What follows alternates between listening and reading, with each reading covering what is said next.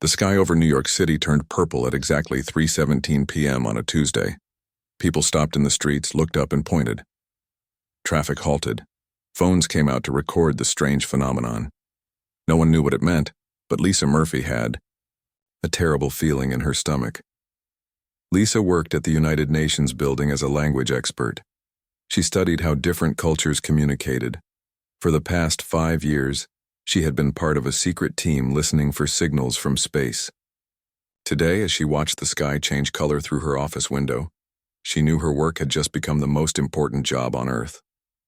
"Murphy, get down to the command center now," her boss said over the phone. His voice shook. The United Earth government had formed in 2047 after the climate wars. For 40 years, humans had lived in relative peace. They had built colonies on Mars and mining stations in the asteroid belt. Earth was healing from centuries of damage. People were hopeful about the future. That hope vanished when the massive ships appeared. "They're bigger than anything we've ever built," said Admiral Darius Kent as he stared at the monitors in the UN command center. 7 huge vessels had taken position around Earth. Each one was the size of a small city. "We're trying to communicate with them, but so far, nothing." Lisa joined a team of 20 specialists working to decode the signals now flooding Earth's communication systems. The aliens were broadcasting on all frequencies. The message seemed simple, but was impossible to understand. "It's mathematical," Lisa said after 3 hours of analysis.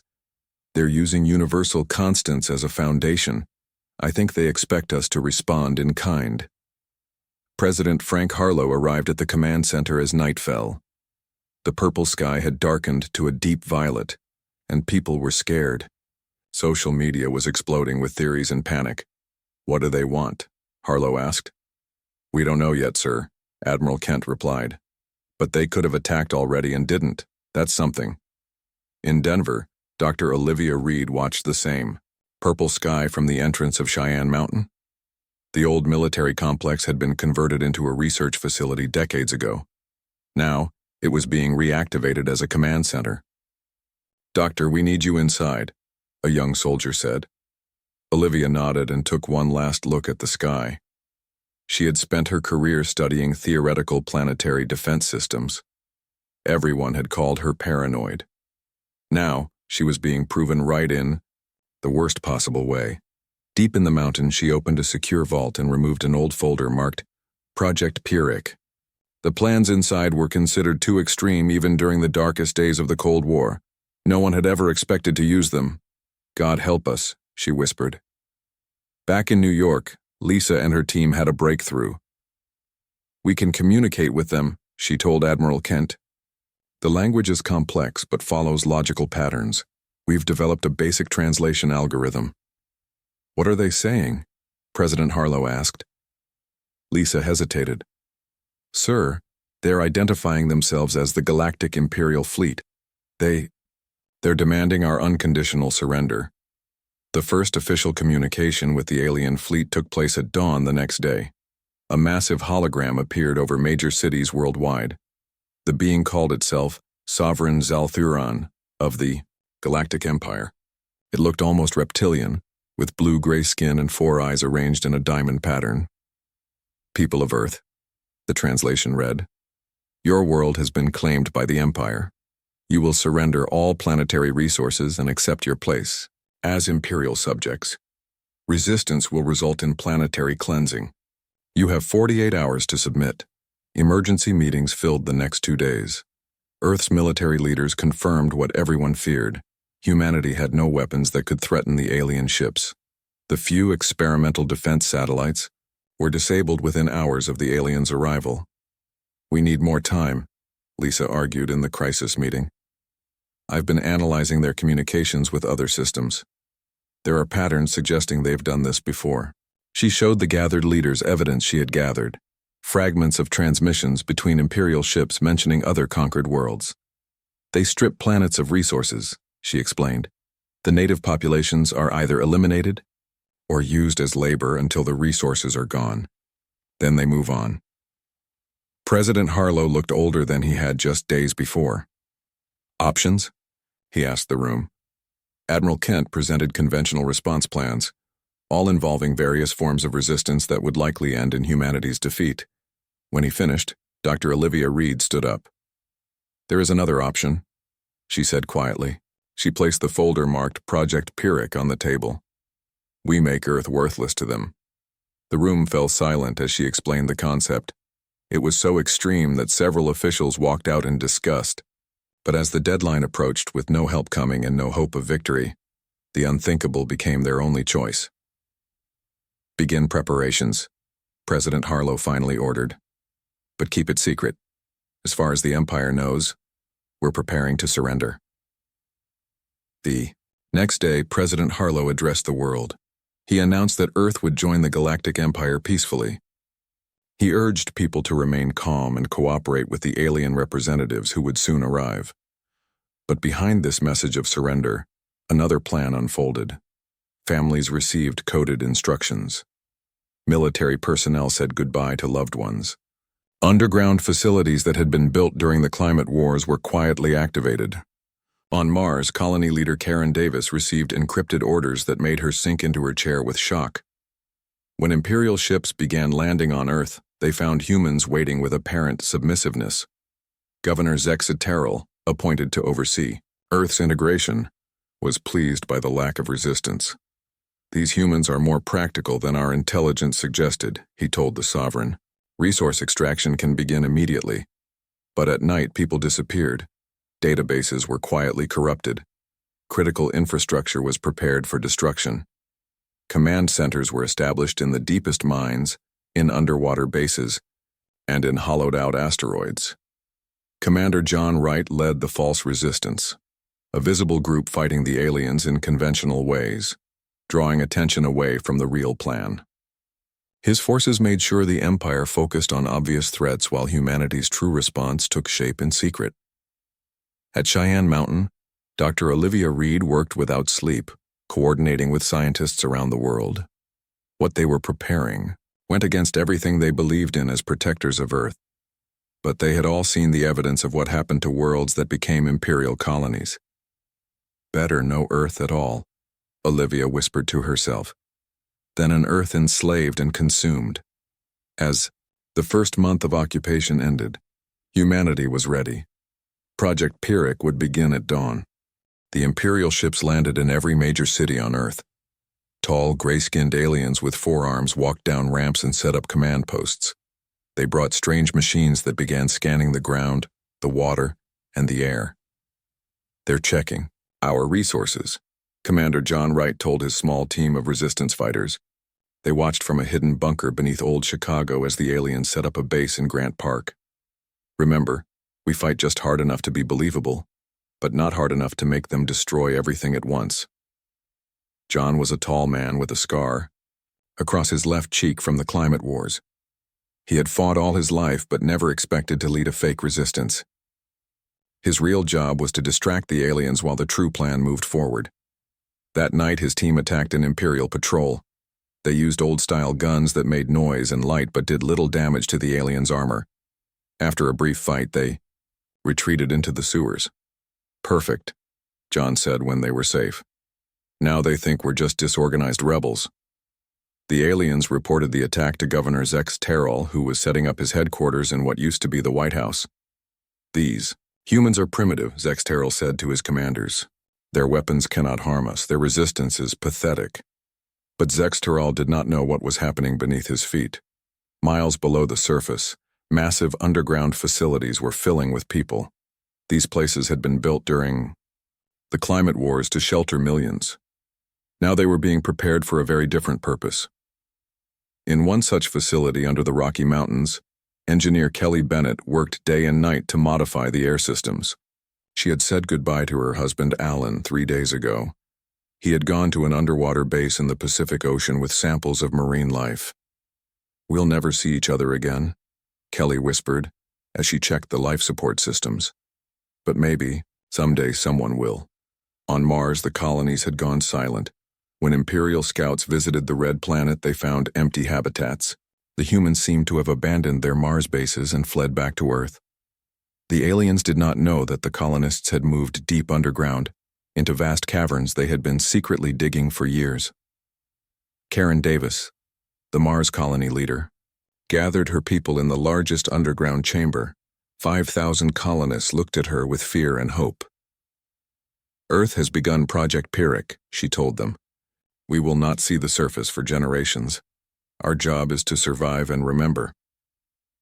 Back on Earth, Lisa Murphy continued to study Imperial communications. She worked in a small room deep under New York City. Her findings grew more disturbing each day. They've done this to 17 other worlds, she reported to President Harlow over a secure line. They stay until everything valuable is gone. Then they poison what remains so no one else can use it. President Harlow had aged years in just weeks. He spent his days pretending to cooperate with Governor Zexateral while secretly coordinating humanity's real response. How long until Project Pyrrhic is ready? He asked Admiral Kent, who stood beside him in the underground command center. 3 more days, Kent replied. Dr. Reed needs time to set the final sequences. At Cheyenne Mountain, Dr. Olivia Reed had not slept in days. Her eyes were red as she reviewed the launch codes for Earth's nuclear arsenal. Unlike past wars, these weapons would not be aimed at enemies. They would target Earth itself. The southern hemisphere is almost ready, she told her team. We need the northern targeting grid finalized by tomorrow. One of her assistants, a young man named Paul Dixon, looked sick. Are we really going to do this, destroy our own world? Olivia put her hand on his shoulder. We're not destroying it. We're making it worthless to them, and someday it will heal. In orbit, Imperial ships detected unusual movements. Small human craft were leaving Earth, heading for the outer solar system. The aliens destroyed some but missed others. They reported unusual energy readings from deep in Earth's crust, but dismissed them as natural phenomena. The Empire was focused on cataloging Earth's metals, minerals, and biological resources. Teams of alien scientists took samples of plants, animals, and water. They were especially interested in the oceans, which contained elements rare in other parts of the galaxy. In his underwater base, Alan Bennett watched alien devices descend into the deep sea. He and his team had already hidden samples of every marine species they could collect. The rest would soon be gone forever. Begin releasing the microbes, he ordered. His team had engineered special bacteria that would make the oceans appear poisonous to alien sensors. It was another small part of making Earth seem worthless. On the surface, more people disappeared each night. The aliens noticed but assumed they were joining the resistance. In truth, most were entering stasis chambers in the underground arcs. There, they would sleep for centuries while automated systems kept them alive. Nancy Howard, captain of the deep space vessel Nomad, prepared her ship for launch. Her crew of 50 would stay awake, living their entire lives in space, having children who would have children. Their grandchildren would be the ones to return to Earth. Final checks complete, her first officer reported. We can launch when the signal comes. The Nomad and 20 other ships like it were hidden in remote locations around Earth. They contained seeds, embryos, and the collected knowledge of human civilization. They were humanity's backup plan. Commander John Wright's resistance grew bolder. They attacked more patrols and even destroyed a small Imperial outpost. As planned, this drew the aliens' attention and resources to fighting rebels rather than looking for the real threat. Governor Zexateral was annoyed but not concerned. He ordered more patrols and authorized harsher treatment of captured humans. Make examples of them, he told his commanders. These primitives only understand force. On the 43rd day of occupation, an Imperial mining team discovered an entrance to one of the underground facilities. They reported unusual energy readings and large numbers of humans hiding below. Within hours, the alarm spread through the Imperial fleet. Sensors detected massive movements underground across the planet. Something big was happening.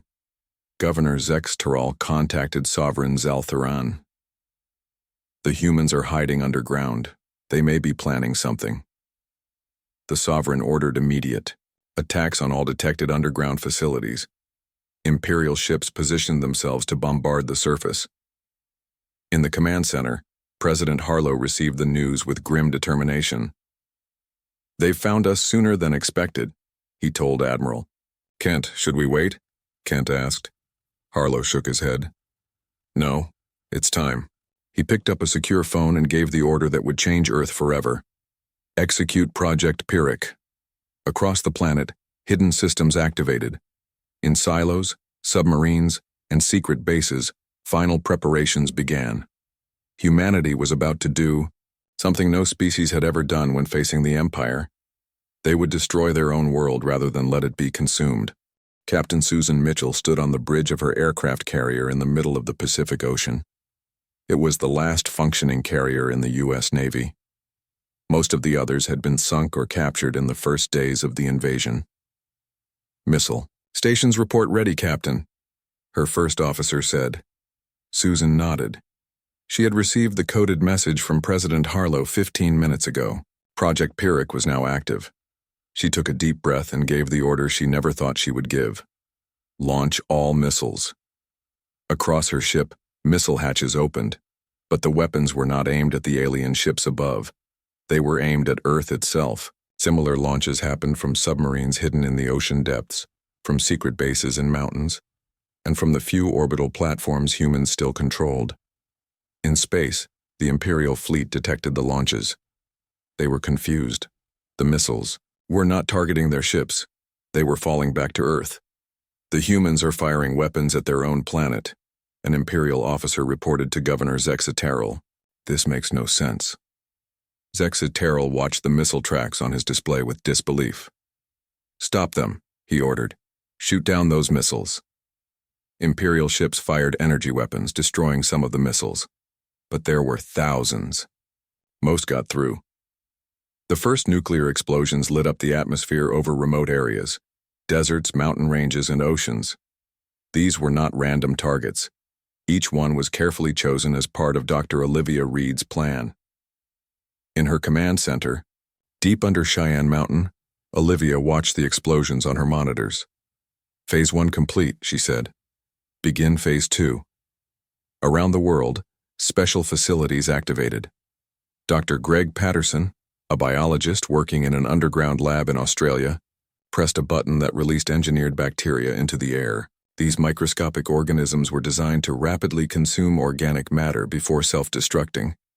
They would turn fertile land into barren dirt within days.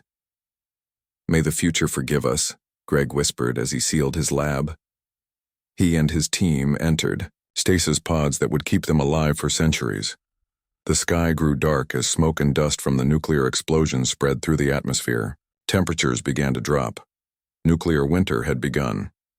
In space, the Imperial fleet was in chaos. They had never seen a species attack its own planet before. Sovereign Zal-Theran demanded answers. What are the humans doing? He asked his science officer. They appear to be destroying their own world, the officer replied. They are poisoning the land, the water, and the air.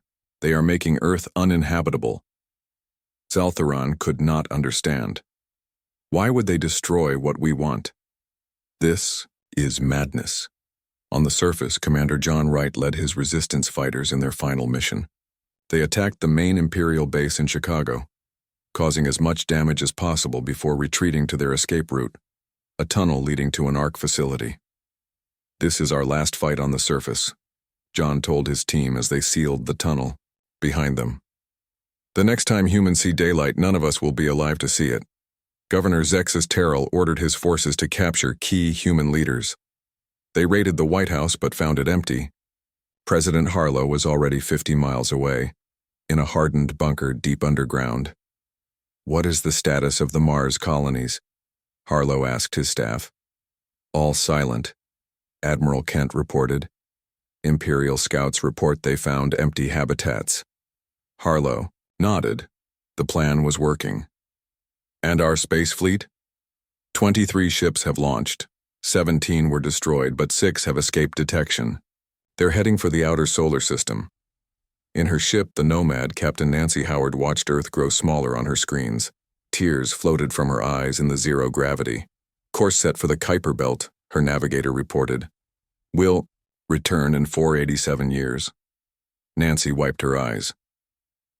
Our grandchildren's grandchildren will see Earth again, she said. Let's make sure they remember why we did this. Back on Earth, the effects of Project Pyrrhic were becoming catastrophic. The sky was now dark at noon. Temperatures had dropped 20 degrees.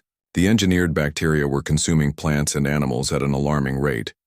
Imperial scientists reported to Governor Zexaterral that Earth's resources were being destroyed faster than they could be harvested.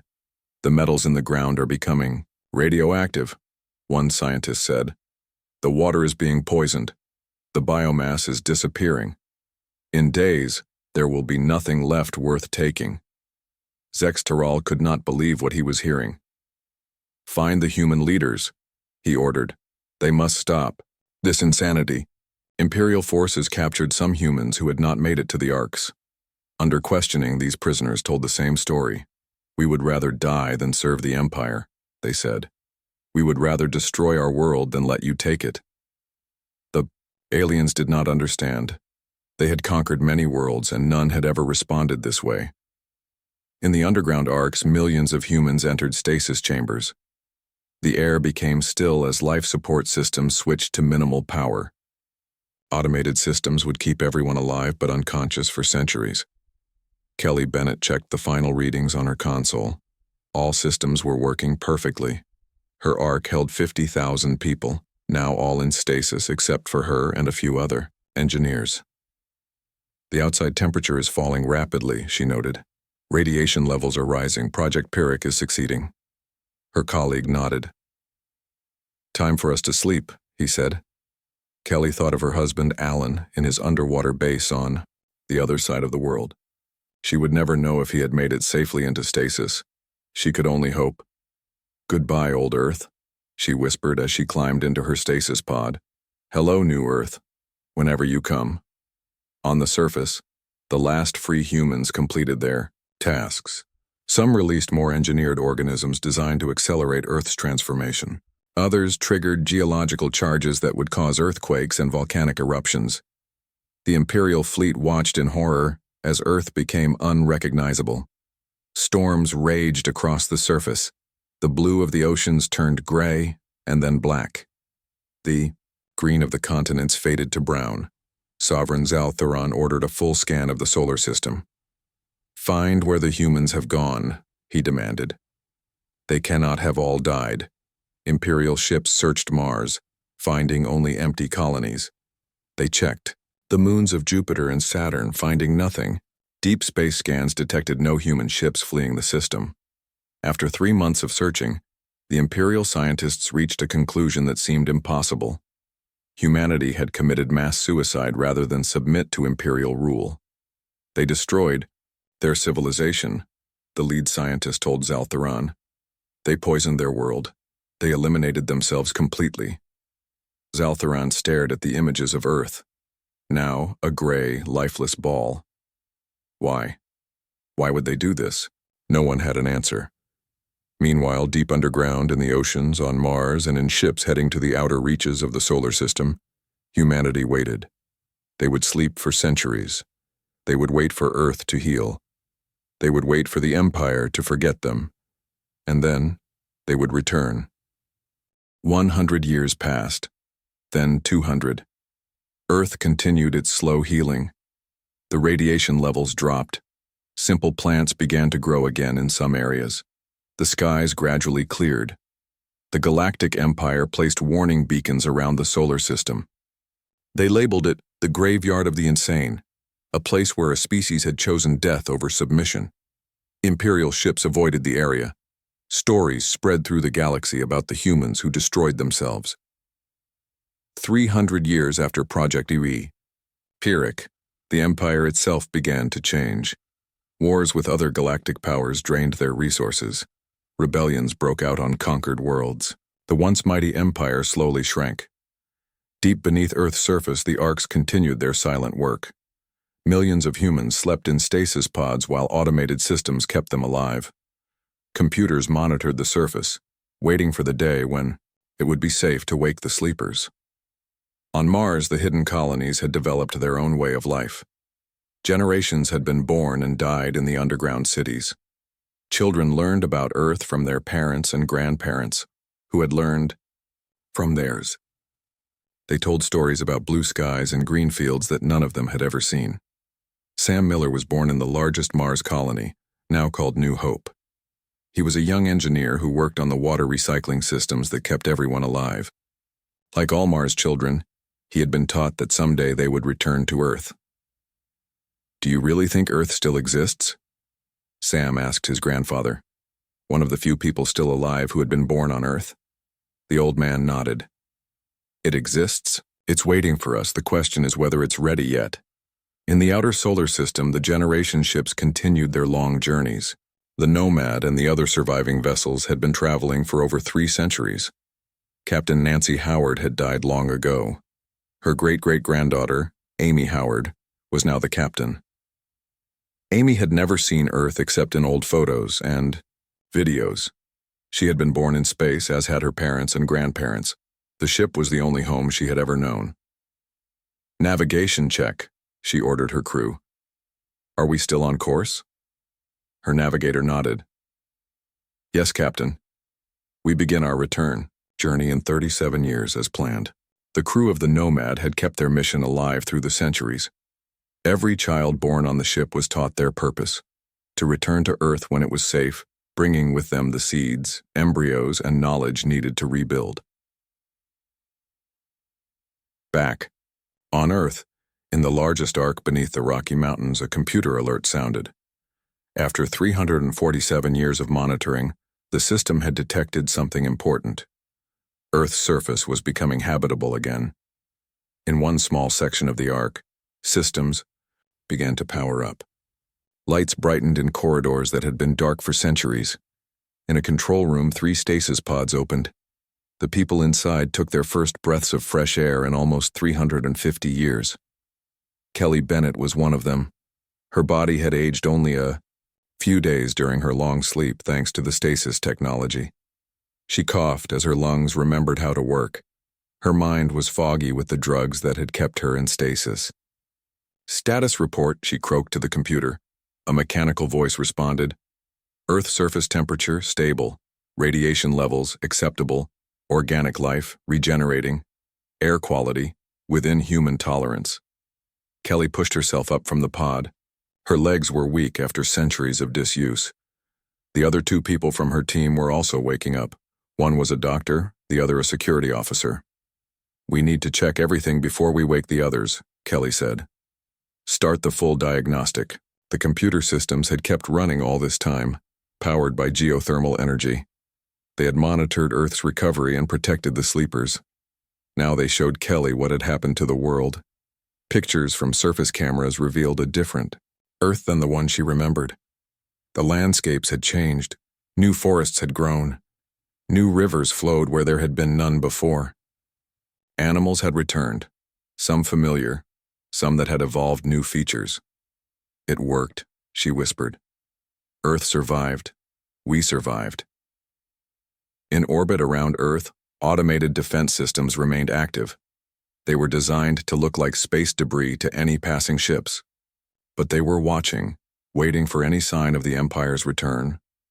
On what had once been the east coast of America, one of these systems detected something: a ship entering Earth's atmosphere.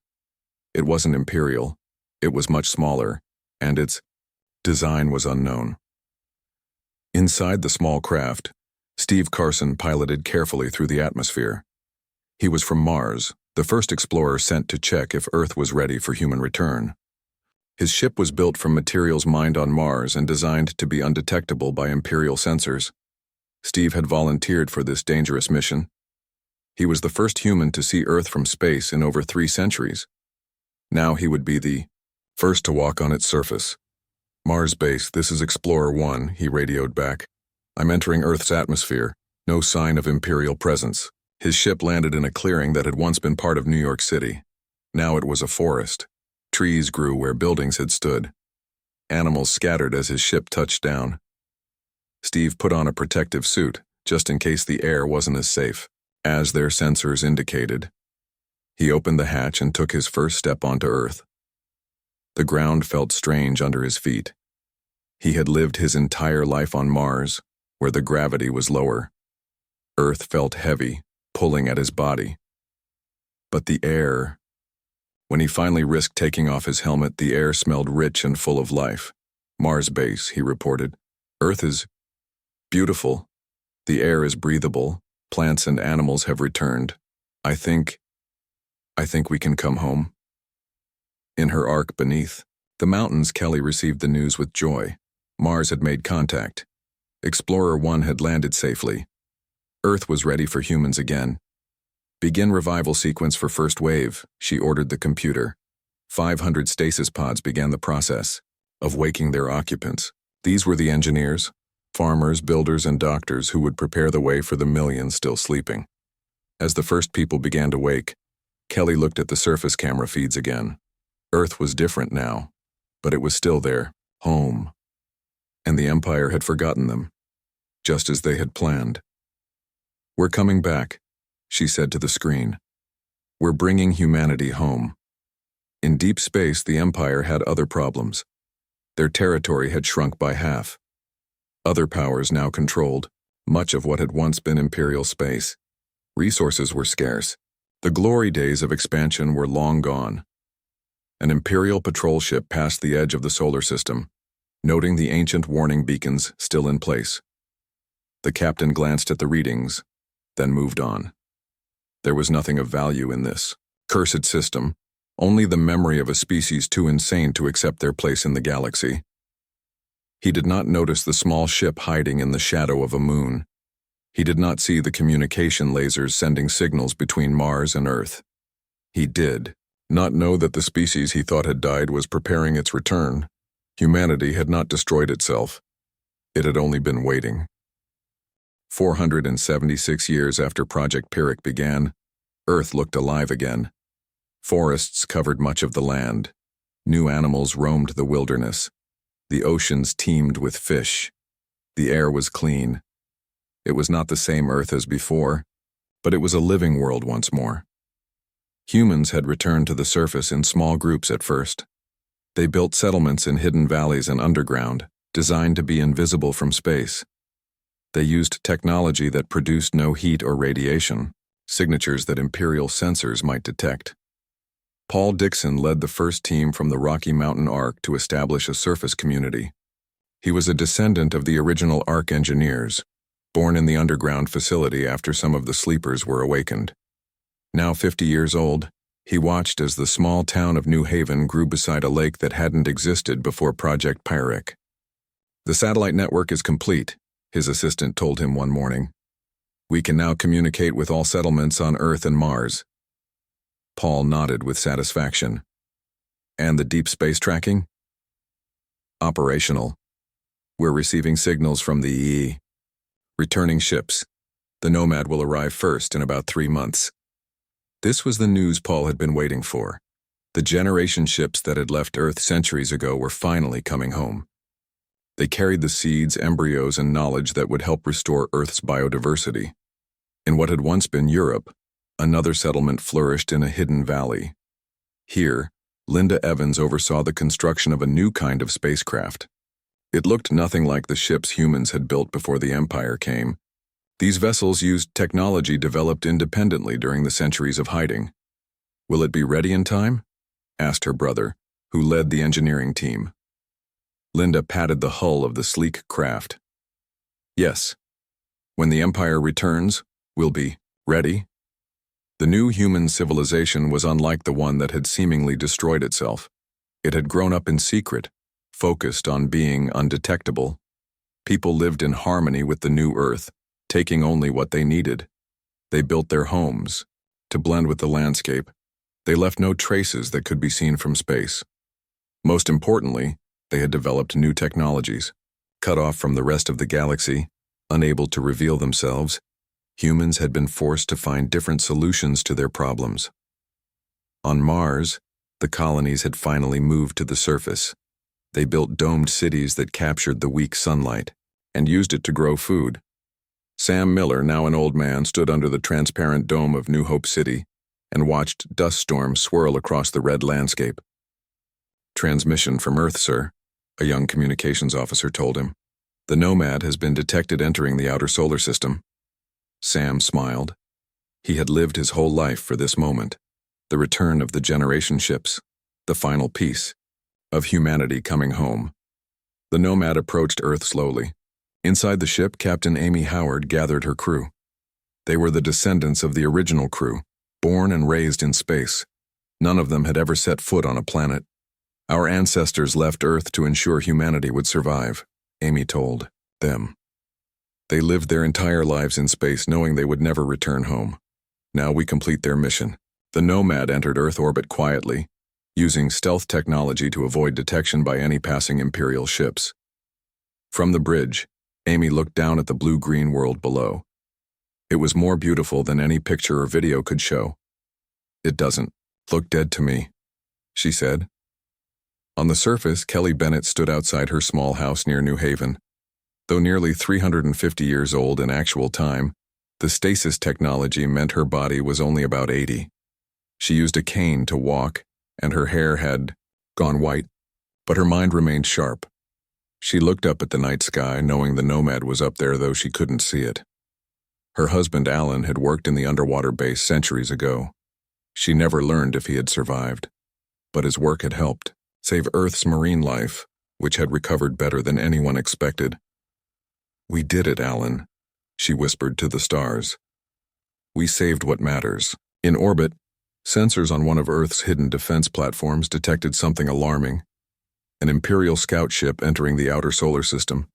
For the first time in over a century, the Empire was returning to check on the dead world.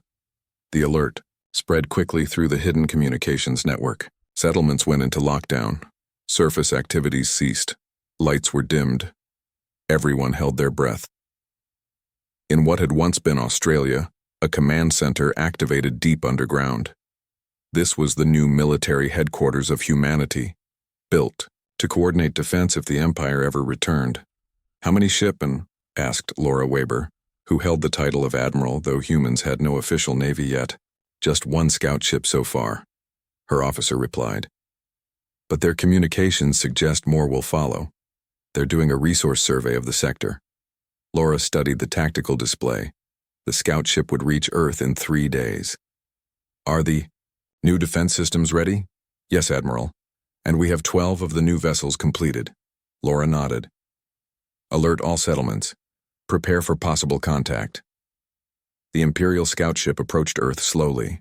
It had been nearly 5 centuries since the Empire had declared this system off limits. The captain was curious about the planet that a species had destroyed rather than surrender. Scanning the surface, the science officer reported, "There appears to be extensive recovery of plant life. The atmosphere has stabilized. Radiation levels are within normal parameters." The captain was surprised. The records indicated this world was rendered uninhabitable. "It appears Earth has recovered faster than expected. There are signs of animal life as well." The captain ordered a closer scan. As the ship moved into orbit, its sensors swept the surface. At first, they detected nothing unusual, just forests, plains, and oceans. But then, "Captain, I'm detecting energy signatures. Very faint, but they appear artificial." The captain leaned forward. "Life signs?" "Processing. Yes, human life signs. Thousands of them in scattered locations. They're still here." The news stunned the captain. "How is this possible? The records state they destroyed themselves." Before the science officer could answer, new alerts sounded. "Captain, multiple objects approaching. They appear to be ships. Design unknown." Around the Imperial scout, 12 human vessels appeared, seeming to materialize from nowhere. They surrounded the scout ship but did not attack. "We're receiving a transmission," the communications officer said in disbelief. On the main screen, a human woman appeared. It was Admiral Laura Weber. "Imperial vessel," she said calmly. "This is Earth Space Command. Welcome to Earth. We've been expecting your return." The Imperial captain could hardly believe what he was seeing. Who are you?" "The humans died centuries ago." Laura smiled. "No, we simply let you think we did. Earth is under human protection now. You are welcome to visit, but the days of conquest are over." As the Imperial scout reported this impossible news to its command, more human Ships emerged from hiding places around the solar system. The generation ships came out of stealth. The Mars Defense Fleet revealed itself. Humanity had not died. It had transformed. It had waited. And now, it was ready to take its place in the galaxy. Not as imperial subjects, but as equals. On the surface, people emerged from their homes and looked up at the sky. For the first time in nearly 5 centuries, humans were revealing themselves to the stars. Kelly Bennett watched the news broadcast of first contact with tears in her eyes. "It worked," she whispered. "It all worked." Project Pyrrhic was complete. Humanity had responded to the Empire's war not by fighting, not by surrendering, but by disappearing, only to return stronger than before. The impossible species that chose to eradicate itself had done something even more impossible. It had been reborn.